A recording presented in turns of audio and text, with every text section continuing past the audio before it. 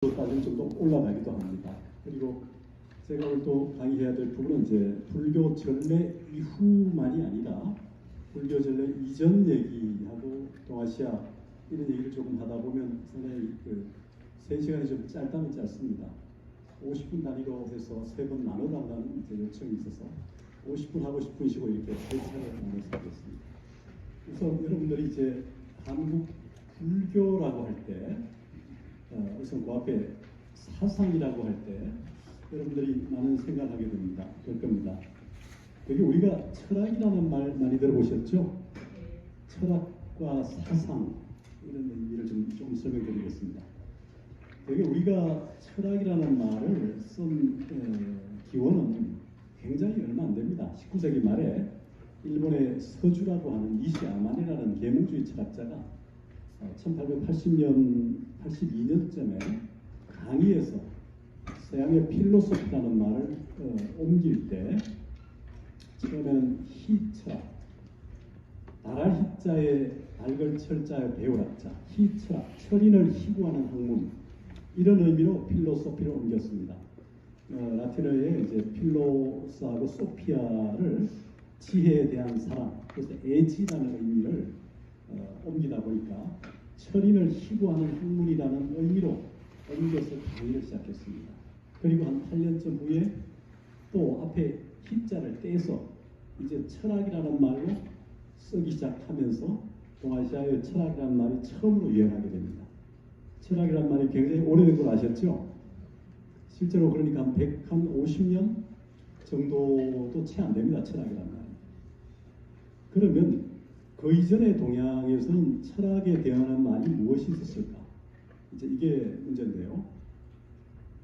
인도 철학, 그러니까 우리가 철학사에서 되게 서양 철학, 동양 철학 이렇게 말합니다만 사실은 서양 철학에 대응하는 동양보다는 인도 철학 또는 동아시아 철학, 한자 문화권을 중심으로 하는 우리가 중국 철학이라고만 하면 한국과 일본이 빠지니까 서양 철학, 인도 철학, 동아시아 철학 이런 의미가 가장 적절한 철학사에 산분하는 건데 우리나라 철학사는 대개 서양 철학, 동양 철학 이렇게 분리되니까 조금 인도 철학이 좀 빠진 의미가 있고 인도 철학 또 불교 철학이라고 하는 부분은 동양의 범주에 들어가기도 합니다만 실질적으로는 동양에도 있고 서양에도 있고 다 걸쳐 있습니다. 왜냐하면 인도에서 인도 철학의 주요한 언어인 인도 유로피안 분의 언어가 바로 산스크리트입니다.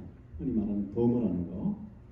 그래서 철학사에서 이제 새로 철학사가 쓰여진다면 최근에 세계 철학사가 출간이 됐죠. 우리 이재호 교수가 그런 책도 나와 있지만 철학사가 온전히 되려면 서양 철학, 인도 철학, 동아시아 철학 이렇게 되어야 되지 않는가 하는 생각이 듭니다. 그럴 때 그 철학이라는 말을 이제 일본의 계몽주의 철학자가 썼지만 그 말이 처음에는 수용이 잘 안 돼서 인도 철학 속에 특히 다르시아나라는 말, 불교 철학에서 고요한 숲이나 석굴 속에서 수행하던 사람들이 자신의 본연의 의미, 본연의 어떤 그 태도, 본연의 사유를 이렇게 내면적으로 꿰뚫어 보는 의미에서 그 다르시아나. 그렇지 동아시아에서는 한자로 관, 여러분 관자, 볼관자 아시죠? 관세음보살, 무슨 여성관, 자연관 할 때 관이라는 말로 옮겼습니다.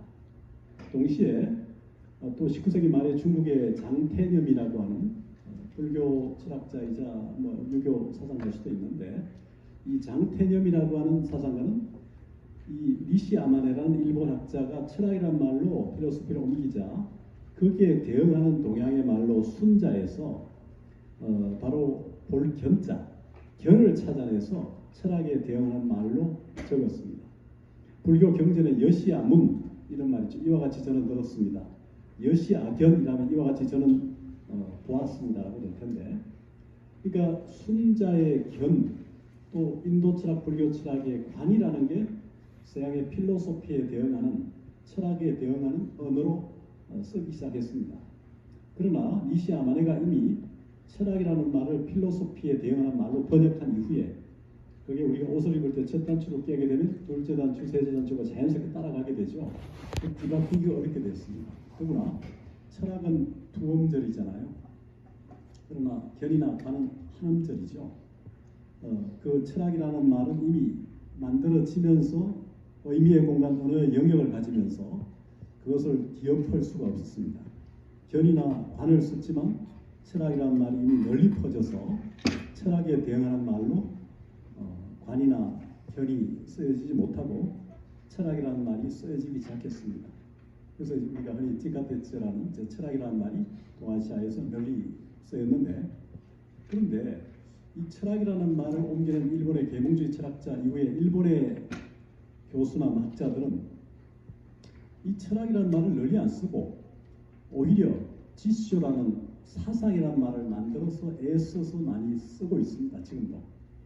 예를 들어서 그 유명한 동경대 교수의 그 마루야마 마사오 한산진단 같은 사람은 일본 정치 사상사 연구 같은 걸 쓰면서 정치 철학 사상사가 아니라 정치 사상사 연구, 그래서 사상이라는 말을 썼습니다.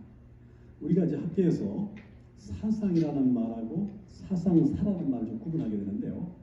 철학에 대응하는 사상이라는 말은 우리가 정치, 경제, 사회, 문화, 또 당대 현실, 사회, 문화, 여러 상황을 반영하는 의미다라는 측면에서 철학보다 훨씬 더 넓은 층위가 있죠. 우리가 인식 체계, 사유 체계, 관념 체계 이런 것들을 사상사라고 하면 역사의 범주로 들어갑니다. 역사학의 범주로. 그래서 철학에 대응하는 또는 보완하는 의미의 철학과 사상은 콘테스 병기에 쓰기도 하고 철학사 또는 사상사는 말을 쓰는데 지금 철학 사상을 병기에 쓰기도 하는데 일본 사람들은 사상을 주로 쓰면서 철학을 잘 안 썼습니다. 번역은 했지만 그러다 보니까 그 사상이란 말이 우리 한국에도 널리 퍼졌죠. 왜냐하면 우리가 서양 근대 400~500년의 성취를 일본은 번역이라는 것을 통해서 서양 근대를 그대로 옮겨오거든요.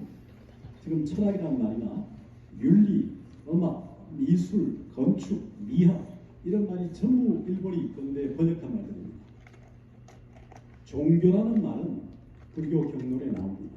종이라고 하는 것은 마루종자, 어떤 종자는 이제 근본적인 측면을 말하면 보이지 않는 어떤, 그러나 교는 이제 현실적으로 눈에 보이는 측면에서 종교에서 어떤가는 가르침이라 해서 불교 화엄에 법장의 화엄 오교장 같은데 그런 말이 나오긴 합니다만 그 종교라는 말을 불교가 쓰는 그런 의미가 아니라 서양 중세일에 신중심의 세계관에서 이제 우리가 르네상스 이후에 근대로 오면서 신과 분리된 인간이 다시 신의 영역과 재결합했다는 의미에서 릴리전 이렇게 번역해서 종교라는 말을, 그러니까 릴리전을 종교라는 말로 다시 옮긴 사람 역시 니시야마네 같은 일본의 계몽주의 철학자입니다. 그러니까 사실은 불교 고유한 종교라는 의미로가 아니라 신의 영역에서 일탈했던 인간이 다시 신과 재결합하는 의미에서 종교로 릴리전을 번역함으로써 그 말은 19세기 말에 새롭게 태어난 것이죠. 사실 그런 의미가 있습니다만, 그래서 철학이라는 말에 대응하는 의미에서 사상이라는 말을 일본이 주로 만들어 쓰면서 우리 한국에도 많은 말들이 영향을 주었죠. 우리가 뭐 건축이나 이런 데 쓰는 많은 일본의 말들이 있죠. 오야붕이니 십장이니 이런 말. 그런데 일본이 번역으로 만드는 말들을 우리는 그대로 지금도 쓰는 게 굉장히 많습니다. 그만큼 번역이라는 의미를 일본은 중요하게 인식했고, 메이지 유신 이후 1868년 이후에 일본은 뭡니까? 에도 막부의 그 무혈 교체조 정권 교체, 그 이후에 유럽에, 그런데 서양 유럽에 400~500명 이상의 매년 유학생을 보내면서 서양 근대의 성취를 그대로 옮겨와서 이렇게 번역하면서 자신의 근대를 준비했던 것이죠. 일본이. 그 영향 속에서 이제 우리는 또 새로운 근대를 맞이하게 됩니다. 동경이라고 하는 곳에 유학 갔던 벽초홍명이, 또 누굽니까? 우리 3대 기걸 했던 사람이라는 육당 최남선, 추는 이강수, 이런 사람이 다 동경으로 건너가서 영향을 받죠. 사실. 일단 그런 의미에서 철학이라는 말은 이 사상이라는 말로 대응해 써여왔고, 우리는 오히려 사상이라는 말을 주로 써왔는데 우리나라에 철학가가 생긴 것은 적어도 1945년 이후잖아. 해방 이후에. 이제 철학가는 뭐 서울대 철학과 모델로 전국 대학이 다 따라가죠. 서양 철학이 서울대 철학과단 18명 교수 중에 15, 6명이 서양 철학 교수입니다. 동양은 불교, 도가, 유교 세 사람 정도고요.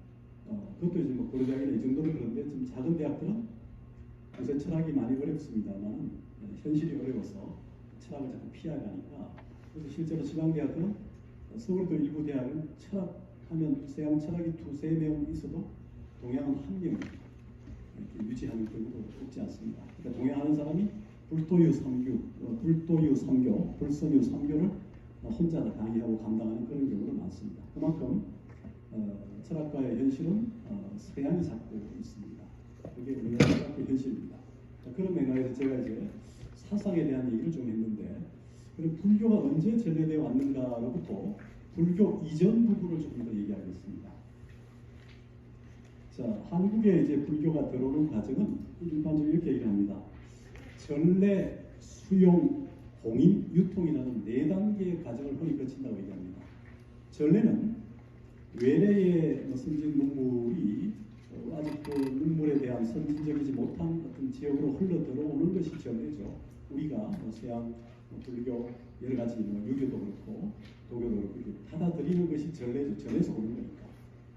그래서 이제 그것이 점차 들어와서 백성들 사이에서, 국민 사이에서 썰이 널리 퍼져가면서 일정한 시간이 지나면 이제 왕실까지 전해져서 비빈들까지, 황후까지, 왕후까지 전달이 되고, 웬만큼 전달되었다는 그 수용의 의미가 확립되면 이제 황제나 임금의 법제적 조치인 공인을 통해서 조칙이나 교지를 통해서 공인이 되지 않습니까? 그러니까 법제적으로 정통성을 얻게 되는 거죠. 그 다음에 이제 유통이 되는 거죠. 자연스럽게 적극적인 측면도 있고 이렇게. 그래서 전래, 수용, 공인, 유통의 과정을 일반적으로 거쳐왔습니다. 그것이 압축적으로 되기도 하고 이렇게 4단계로 되기도 했습니다. 그런 기준으로 보면 고려는 소수리망 2년인 서기 372년에 불교가 들어옵니다. 공인이 된 겁니다. 그 이전에 이미 전래, 수용은 되어 있다는 사례들이 보입니다. 백제의 경우는 침유왕 때 384년입니다. 서기. 물론 이제 초전을 말합니다. 공인의 초전을 말하는 거죠. 그 다음에 이제 가야는 서기 452년 질지왕 때로 흔히 알려져 있습니다. 최근에 이제 김수로왕까지 불교를 알고 접했고, 가야라는 공명이 서가모니 부다의 그 깨달음의 성진 부다가야에서 따온 것으로 보면 사실은 서기 41년 또 48년에 허방으로 올라온 것까지 쳐서 적어도 41년 내지는 48년 전. 왜냐하면 김수로왕이 김해에 들어와서 새롭게 도업을 확장할 때 과거에 7성인이 수행할 만한 곳이고 16난이 머물 만한 곳이다라는 대목이 보입니다. 그런 기사에, 가락국기에. 그래서 근거로 보면 초기입니다만 김수로왕이 불교를 알고 있었고 이런 맥락을 고려하면 적어도 서기 41년 내지는 48년까지 올라갈 수 있으나 일반적으로 452년 직전으로 봅니다. 그 다음에 신라입니다. 신라는 미추왕 2년에서 원년에서 서기 263년이 사실은 초전 기록이랍니다. 기록상. 그 이후에 눌지왕, 소지왕 이런 기록도 보이고요. 400년대 두 차례. 그 다음에 이제 공인된 것은 여러분이 잘 아는 2차본 순교를 통한 도평왕 때 527년입니다. 자, 372년 고구려부터 527년 신라까지 이 점에 이제 불교가 들어왔죠. 그러면 불교가 들어오기 이전에 이 땅에 고유한 사상이 과연 무엇이었을까? 이런 걸 살펴보겠습니다.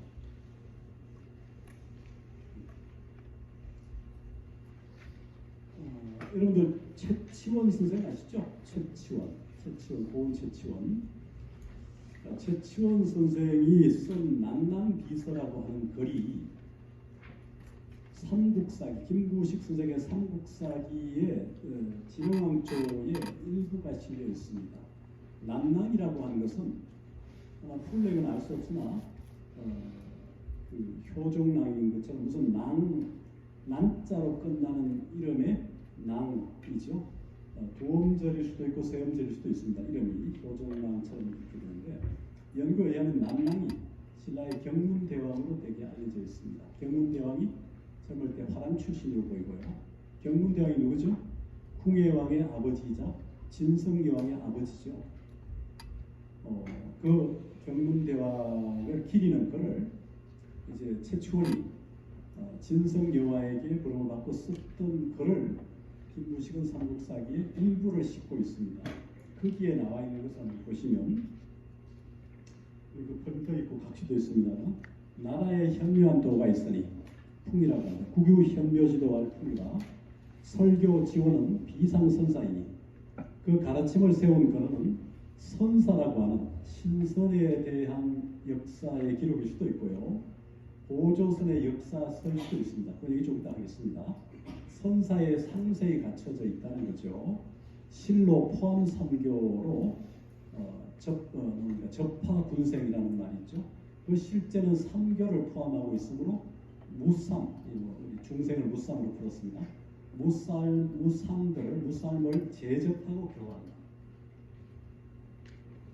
그 다음에 이제 차여 입적 효가고 출적 충후는 노사구지지하여 집안에 들어와선 부모에게 효도하고 집 나가 벼슬하여 나라에게 충성하는 노나라 공자의 취지요. 자, 노나라는 어느 나라의 유민들이 있었는 나라가 노나라 송나라죠.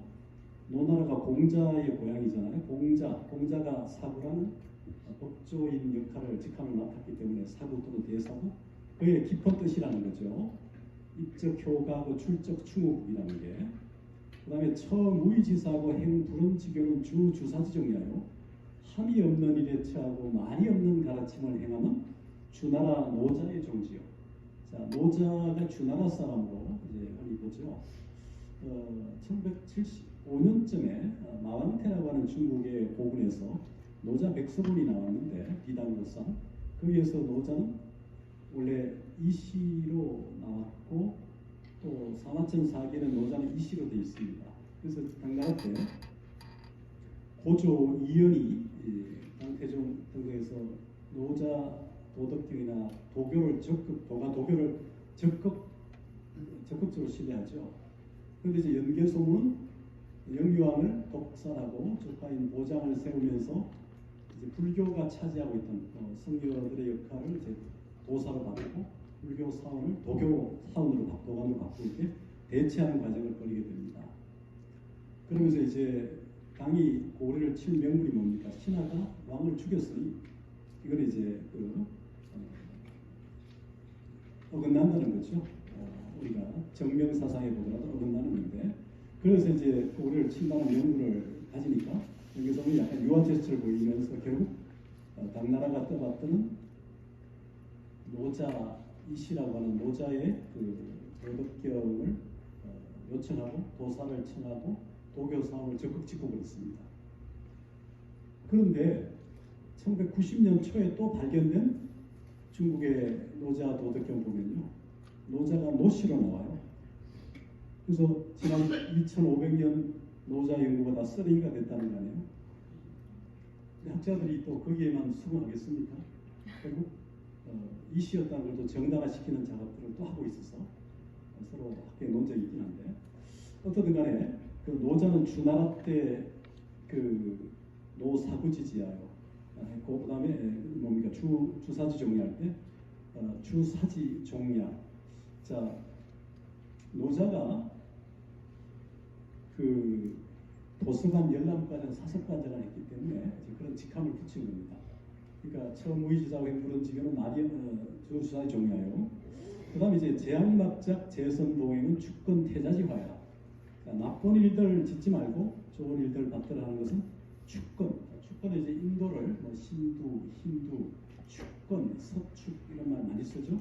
우리나라는 서축에 맞서는 동축이라 해서 울산에 동축사도 있고 굉장히 그런 있는데, 그러니까 주권은 인도 서역 출신 스카모니, 시타르타, 카필라국의 왕자였던 주권 태자의 교화라는 거죠. 자, 이렇게 최치호는 도교, 유교, 도교, 도가 도교죠. 불교 순서로 그 핵심을 추려서 이렇게 난당비서에 쓰고 있습니다. 그런데 여기서 우리가 이것만 봐서는 안 되고 주목해야 될 부분이 뭐냐면, 자, 불선유, 왜 도교만 도를 쓰느냐 해서 비판은 이제 선이라는 말을 쓰죠. 불선유, 불도유.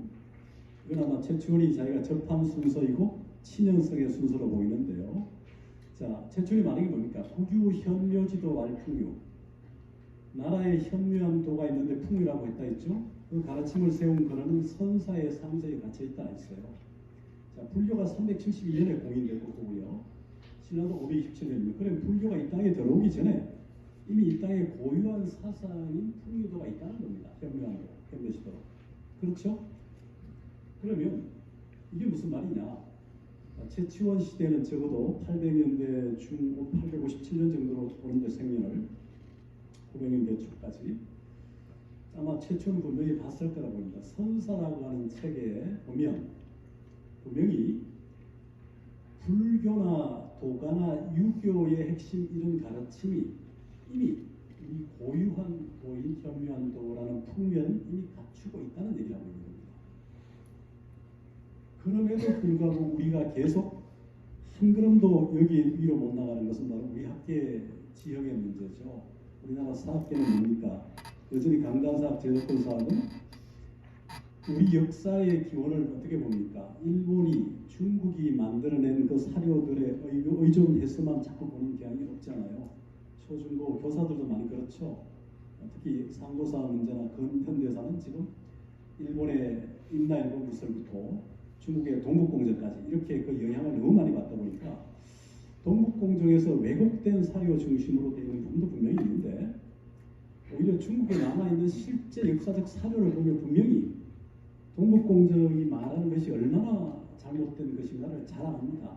잘 알 수 있고. 그런데 이상하게 우리나라 제도권 학계는 지금 여전히 지금 중국의 동북공정에 대해서 말 한마디도 제대로 못하고 2002년부터 지난 2022년 20년간 동북공정 사업이 거의 끝났습니다. 왜? 뭐 20년을 했으니까 얼마큼 다 했다는 생각도 있는데, 아니 한국의 강단사학, 제도권사학 학자들이 자신들이 원하고 자신들이 요구하는 방식으로 다 계속 강단에서 재성사에서 가르치니까 더 이상 동북공정 할 필요가 없는 거예요. 할 필요를 못 느끼는 거예요. 이제 남은 게 뭡니까? 김치와 한복을 빼앗아가면 되잖아. 여러분 잘 알죠? 김치를 잘 끓여잖아요. 한복도. 이미 역사는 다 재편된 거예요. 동북공정에 따르면. 일본도 임나일본부가 뭡니까? 가야, 경상남도, 전라남도 이쪽 지역에 있던 가야의 임나일본부라는 것을 외나라인데 그때는 저들이 와가지고 세웠다는 거예요. 우리가 식민지로서, 왜 식민지로서 존재했다는 거예요. 근데 거꾸로 된 거거든 실제로. 그런데도 불구하고 계속 그거를 자꾸 주장하는 학자들이 거의 학계의 90% 가까이, 중고등학교 교사도 그렇게 돼 있죠. 여기 비판 시각이 있을 수 있다고 합니다. 그러나 그런 부분들을 우리가 지금 호의를 앞두고 있고 우리 민족적 자긍심과 자부심을 생각한다면 그에 대해서 뭐라고 얘기를 해야 되는데 자꾸 그걸 왜곡하고 자꾸 변명하면서 자꾸 이렇게 우리의 자긍심이나 자부심, 민족주의를 말하는 건 아닙니다. 오히려 뭐 민족사학이나 그 어떤 제야사학에서 얘기하고 있는 부분들은 보면 사료 자료를 가지고 얘기하는데 그걸 자꾸 사료 비평이나 이런 거 비판하면서 계속 부정화해 간다는 거죠. 그게 근래에 만들어졌는, 근래에 기록된 이렇게만 자꾸 얘기하는데 그렇게만 볼 수 없는 부분이 있다고 생각합니다. 그래서 이 선사라고 하는 부분인데, 자, 우리 역사의 시골을 언제로 봐야 되냐? 여러분 잘 아시다시피 우리가 지금 단기 4300 이렇게 쓰는 이유가 뭡니까? 기원전 2333년을 지금 기점으로 잡잖아요. 그리고 금년에 서기를 더하면 이제 금년에 단기가 나오지 않습니까? 그때가 삼국유사의 첫 고조선 조목에 나온 그 시대가 바로 하은주 3대 중에 그 앞에 용림금, 순림금, 하은주잖아요. 용림금 시대였다는 얘기가 나오잖아요. 그걸 근거로 해서 우리가 2333년을 쓰는데, 자, 삼국유사의 고조선이 어떻게 나옵니까? 고조선 조목에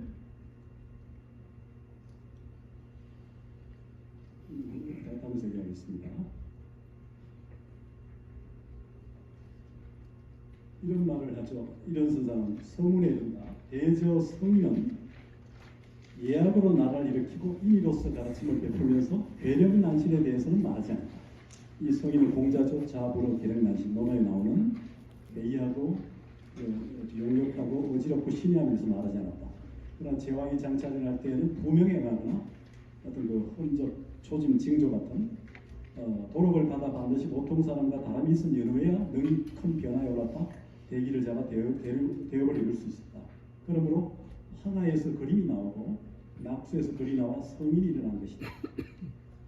무지개가 식물을 휘감아 복희를 낳았고 용이 여등이에 강하여 염제를 낳았으며 황하는 궁상에 덜에서 놀다가 자칭 백제자 백제 아들이라는 신동과 교통하여 소를 낳고 간적은 알을 삼켜서 설을 낳았으며 강우는 발자국을 밟아 길을 낳았고 연임금은 잉태된 지 14개월 만에 태어났으며 용이 대택에서 교접하여 폐공 한나라 유방을 낳았으니 이후의 일들에 대해서 어찌다 기록할 수 있어요.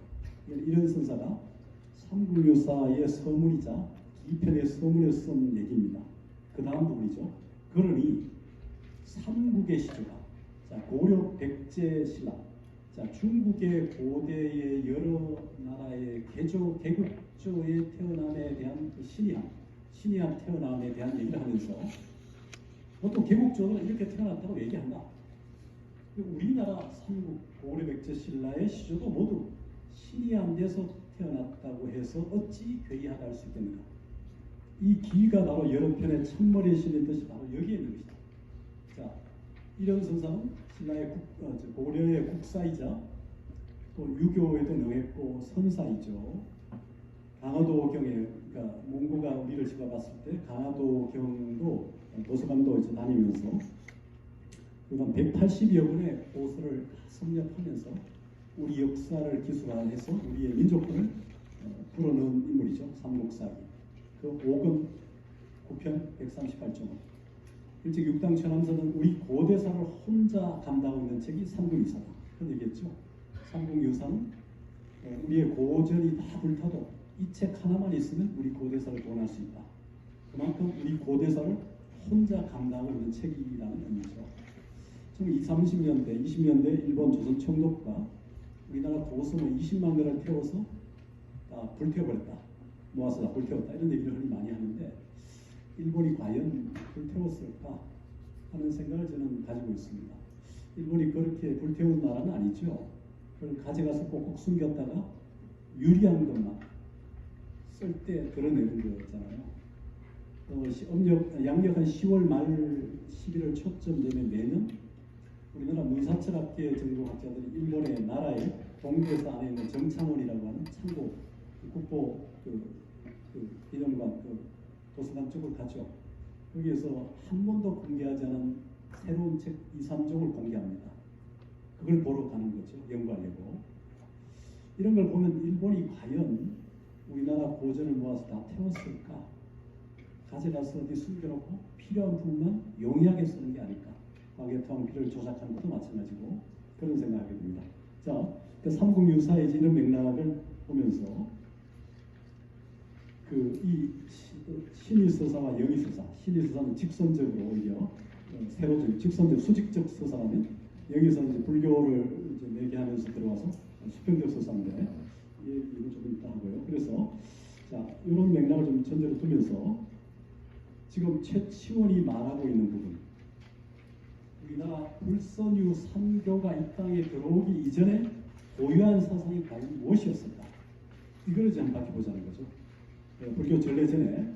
왜냐하면 불교가 그 사상을 대체하기 때문에 그렇습니다. 자, 이런 삼성기라고 들어보셨나요? 경주에 가시면 신라 최초의 절이 원래 대왕흥륜사라고 현재의 쪽에 들어가다 보면 비구니 회스님이 복원한 흥륜사라는 절이 있어요. 2001년쯤에 입적을 했죠. 금강산 유점사에서 수행하던 비구니 스님인데 그 절을 복원하고 비구니 사찰입니다. 그러니까 원래 이제 영묘사 절터였어요. 원래 비구니 사찰 절터입니다. 거기 복원을 했는데 그 이름은 흥륜사로 돼 있고 최근에 정각을 지어서 금당에 흥륜사 금당 10성이라고 하는 것을 조성해 뒀는데 그 흥륜사 금당 10성이 원래는 신라 출신의 10명의 고성 내지는 현인들의 소조상 신라의 혁과 신라의 물로 빚어놓은 전각입니다. 좌우에 이렇게 5명씩 중앙에 아미타불 내지는 미륵불이 있다는 기록이 보이는데, 되게 통일 이전에는 강력한 통일을 꿈꾸고 상징하는 미륵불을, 통일 이후에는 이제 아미타불을 되게 많이 모시는데요. 두 가지 기록이 다 보입니다. 좌우에 실패했는데, 경주 석굴암에 가면 석굴암 본점물 뒤에 이제 감실 안에 좌우에 보니까 있고 10대 제자가 붓다에 가석부터 이렇게 안암까지 제자가 있듯이 그런 형식을 재현한 것처럼 신라 최초의 절인 대왕흥윤사에 지금 혜스님은 옛날에 이제 영정으로 기증되어 있지만 원래는 소조상으로 빚었는데, 그 흥윤사가 지금 흥윤사가 아니다. 발굴 결과 현재 경주 공고 자리가 천경림이라는 절터입니다. 천경림. 하늘의 제사를 지내는 하늘의 제사 중 고유한 신앙을 모시던 곳이죠. 그 숲이었고, 그 천경림의 절을 이제 지었던 거죠. 누가? 바로 이차돈이 법흥왕이 제비에 오른 이후에, 되게 아시겠지만 고구려 백제는 이 불교를 받아들여서 고대 국가의 반석 위에 올라서 탄탄하게 공부하게 가고 있었죠. 복식을 제정하고 뭐 병부를 설치하고 이런 등등을 하고 있는데, 신라는 육부 귀족이 강력한 힘을 발휘하고 있어서 법흥왕이 왕이 올랐지만 여전히 직접적인 통치를 잘 못하고 합의의 정치를 해야 되는 그런 상황이었어요. 그러니까 불교라고 하는 고등 문명을 받아들일 수 있는 배경이 되지 못했습니다. 그 고뇌하는 모습을 조카였던 이차돈이, 영촉 이차돈이 엿보고 당숙인 법흥왕에게 제안을 하죠. 대왕이시여, 왕이시여, 제가 우리나라 신라를 강력하게 육부를 제압하기 위해서 제가 육부들이 집착하고 집중한 천경림이라는 고유신앙의 성소에 나무를 베고 절을 지을 테니 대왕께서는 모르는 일을 하십시오. 그러면 육부의 귀족들이 저를 잡아와서 대왕과 함께 대질심을 할 겁니다. 그래서 따지게 되면 그때 나는 그런 일을 내린 적이 없다. 이차돈이 내 명을 참칭해서 그렇게 지은 것이다. 이렇게만 해주십시오. 그 나머지는 제가 책임지겠습니다. 이렇게 제안하죠. 그래서 이제 이차돈이 고유신앙의 성소인 천경림을 나무를 베어서 절을 짓기 시작합니다. 이차돈은 결국 이제 그 육부 귀족들에게 잡혀와서 법흥왕에게 대질신문을 받으면서 그 상태를 그대로 얘기하죠. 제가 대왕의 명을 참칭해서 이렇게 절을 지었습니다. 그랬더니 이제 나중에 이차돈은 이제 목을 베잖아요. 법흥왕은 괴롭지만 자기가 그런 명을 내린 적이 없다. 그렇게 하면서 그 아끼는 사인이라는, 지금 민정수석 정도 되는 그 사인이라는 조카를 결국 목을 베는 모습을 견디면서 이제 어떻게 됩니까? 이적이 나타났다는 기록도 나오죠. 그러나 견디면서 결국 육부를 제압하잖아요. 그래서 이제는 완전히 육부를 신하로 제압하면서 이제 불교를 공인하고 대왕이라는 명칭을 받으면서 확고하게 자리하게 됩니다. 그 신라 최초의 절인 대왕흥유사, 지금 경주공고 자리로 보이는데, 거기에 있던 대왕흥유사를 이제 조카인 진흥왕이 대왕의 유지를 받들어서 세운 절이 최초의 절인 대왕흥유사고, 거기에 기와 와편의 명물이 2006년인가 발견돼서 확정이 됐죠. 거기에 10명의 보성이 있는 중에 여러분 이차돈과 함께 아도, 신라 최초의 불교를 전한 아도, 화상, 이차돈, 원효, 의상, 대공, 해숙, 자장, 안함, 표훈, 의상의 제자, 이렇게 표훈이 마지막으로 사복까지 있죠. 사복, 표훈, 동서로 이렇게 나란하게 중앙의 불상을 중심으로. 자, 거기에 있던 안함입니다. 안함은 안홍과 동일 인물로 보이는데요. 신라 최초의 국비 유학생입니다. 승려죠. 그 안함이, 안홍이 쓴 게 삼성기입니다. 삼성기. 삼성이 바로 누구냐? 이 바로 이제 여기서 말하는 환인, 환웅, 단군입니다. 그럼 삼국유사에 보면 어떻게 됩니까? 환웅이라고 하는, 그러니까 환인의 아들인, 환인의 성자인 환웅이 널리 하늘에 의해서 태백산을 내려보면서 널리 인간을 이롭게 할 만한 곳이라고 생각해서 널 바라보니까 아버지 환인이 서자 환웅에게 여러 사람들을 딸려보내면서 내려보냈다는 기록이 삼국유사에 나오죠. 기억하십니까? 기억 못하세요? 삼국유사 들어보셨어요? 만져보셨어요? 읽어보셨어요? 외우십니까? 이렇게 안희비설신의처럼 직접 이렇게 여러분들이 하셔야 되는데, 그 삼국유사에 지금 나오는 내용처럼 그 환웅이라고 하는 서자가 고조선으로 온 거죠. 그래서 곰하고 뭐 사이에 태어난 게 아니라 곰을 토템으로 하는 부족, 곰을 토템으로 하는 부족과의 관계 속에서 이제 곰을 토템으로 부족의 어느 여인과 인연을 맺어서 그 사이에서 태어난 사람이 단군 왕검이잖아요. 근데 자꾸 이걸 자꾸 신화로 본단 말이죠. 일본이 우리 고대사를 한글이 부족하고 삼국사기까지도 세기 한 4세기 정도 300년대부터 우리 역사를 인정하잖아요. 300년 그래야 광해토한 비조작도 정당화되고 여러 가지가. 그런데 어떤 간에 이제 일본이 아무리 조작했고 우리나라 학계에서 신화라고 자꾸 얘기해도 이게 하나의 팩트고요, 히스토리입니다. 환웅이라고 하는 서자가 분명히 이쪽 고조선 지역으로 왔잖아요. 환웅이 어디서 왔을까? 환웅은 사실은 배달족이죠, 배달족. 딜리버맨 배달이 아니라 닭달족이죠. 그러면 환웅은 아버지 환인이잖아요. 환인은 어디에서? 아마 중앙아시아 바이카로 이쪽 지역에 환국이라고 하는 곳에서 새로운 문명 그 추진단의 일행으로 여러 사람을 이끌고 환웅이 온 거죠.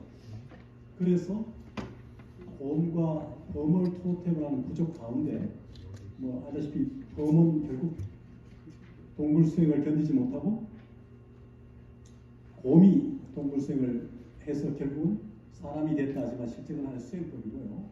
결국 거기에서 대피를 구해달라고 열심히 빈 결과 이제 환웅이 몸을 바꾸어서 대필이 되어가지고 그 사이에서 이제 단군이 태어났다. 그 삼국유사를 우리 학교에서 역사서로 인정을 한단 말이죠. 대신 지금 일부 제도권 강단에서는 자꾸 이걸 신화라고 하는데 신화가 아니고 실화고요, 역사입니다. 그래서 그 삼성이라고 하는 것이 바로 환인, 환웅, 단군이라는 거죠.